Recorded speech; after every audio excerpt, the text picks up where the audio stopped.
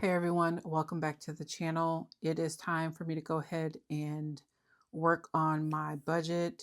I get paid next week, but I like to pre-plan um, the week prior to me getting paid. So that way when my checks do come through, and if they're more or less, it's easier for me to pivot and see where I can cut in my budget.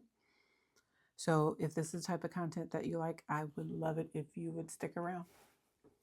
Okay, without further ado, this should be really quick. I'm going to get paid on the 11th. Today is the 3rd. Yeah, today is the 3rd. I get paid on Wednesdays. So this check will cover everything from the 11th through February 24th because I get paid again on the 25th.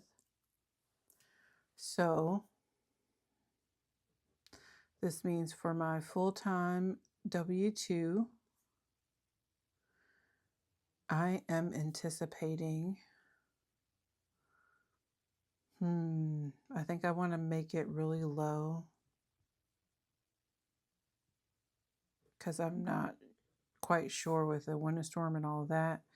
And then for my part-time, because of the winter storm, there were 2 days I didn't go in. So I'm only going to budget for, let's do 500. And then other will be the amount for my children, for the cruise and for their cell phones. So that's going to be a total of 300. And then I put a rollover section in here, but we don't budget for rollover. We wait until we get our actual. So the total amount that I am working with for this budget is $2,600.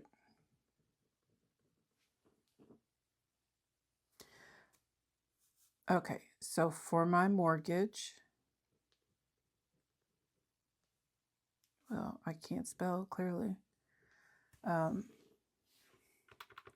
going to base this off of 1256. I'm going to divide it by 2. So that means I need to budget $628. And for the next couple months, it's going to be $628. If you are not new here, then you understand. If you're new here, I normally budget $715 each paycheck because I split my mortgage amongst 2 paychecks in the month. If I get 3 paychecks in the month, then I don't worry about the mortgage usually for that 3rd paycheck. But because I'm anticipating another short paycheck a few months down the line, I am taking that overage and I'm going to set it aside to help cover that part of the mortgage. So we're just going to put a mortgage savings. That's what we're going to put right here. And I know I'm going to do, or I need to do 175 for the month. I'm going to divide that by 2. So we're going to round up and we're going to do $88. My utilities comes out on the 10th, so that's covered by my last paycheck in January. Our next one is going to be internet. And y'all, I swore that I had checked to see if the other companies serviced my area. And when I did, like putting your zip code, all that good jazz, it said it did. Now I went back to do it again so that I could call them, and it's telling me it doesn't. They're working on it. So in the meantime, I'm stuck with this because the other option is a 3rd one, and I know for sure they're not good. So I'm stuck with what I got for right now. What else do I have? I have iCloud that comes out. That's $3 we're budgeting. And then our cell phone. And it's me and 2 of my children's cell phone that is included in this. So that is $92. And then over here, also in this section, I'm going to put cruise payment, and that's $320. That's $80 from 3 of my children because I only have 3, and then $80 from me. So that is $320. So our total for our fixed bills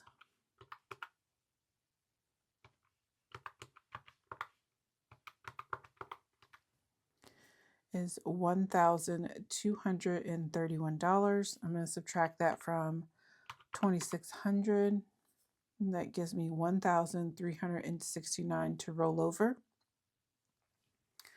So over here we have my Discover payment. Let me write my categories down. Discover, therapy. I need to start including student loan, which I knew this was going to happen because this semester I'm not enrolled in school. So one of my student loans is starting back up. March is when it starts back up. And then let's do medication.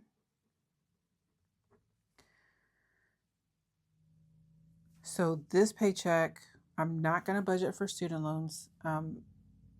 I will have at least 2 more paychecks before it's due. So I will use those because those will be normal paychecks. And then for therapy, we're going to budget $130.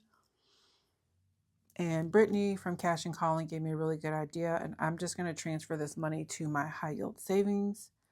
And then that way, when it's time to pay the bill, I can pay it that way. But I will try and here and there allocate a little extra for the therapy envelope that I do have in my sinking funds. So that way I can kind of build it up for like the start of next year when you have to meet your deductible again. I'm trying to think. I'm going to just do $250 for my Discover for right now. And then when we get down here, I'll see how much extra I can put towards it. Medication, I'm not doing anything. I did made my first refill, and I only had to pay $52. And that was for 3 of my meds. And there's a 4th one, but that one's not due yet. So, and I have about 200 saved, so we're doing pretty good. Groceries, it is $180. And I budget bi-weekly, but I have started cash stuffing for my variable and my sinking funds weekly. And I actually think I'm kind of liking it. It's taking a little adjusting, like as far as like my budgets and weekly check-ins and things like that. Home is going to be $20. Fuel will be $160. Spending, and this is my personal spending, we do $50. That's $25 a week. And then eating out is going to be $60. That's $30 a week. Miscellaneous is $10. And then I do a buffer for my bills account, and that is $10 a paycheck. And that usually helps, like if I under budget for my utilities.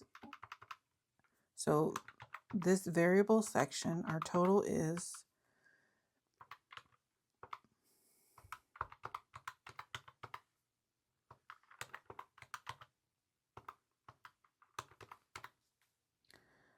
okay, so we have 870. I hate this calculator because I can't see. And then I'm going to subtract that from 1,369. Gives me 499. Whew, that's cutting it close. Okay, so down here in savings and my debt plan, $75 for home maintenance goes to a high yield savings account. It is an automatic transfer. And then for my Allies savings, this is just a general savings. This is $10 each paycheck. It is an automatic transfer as well. So sinking funds, and then savings challenges. I don't think I'm going to be able to do any savings challenges, which is fine. And I hate the end of a notebook. It's hard to write. And then I'll put the extra debt category here. Okay. So if I have $4.99 and if I subtract 85, that gives me $414 to use between these two right here.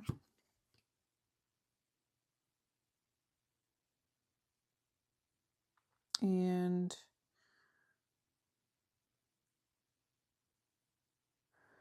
I think I'm going to do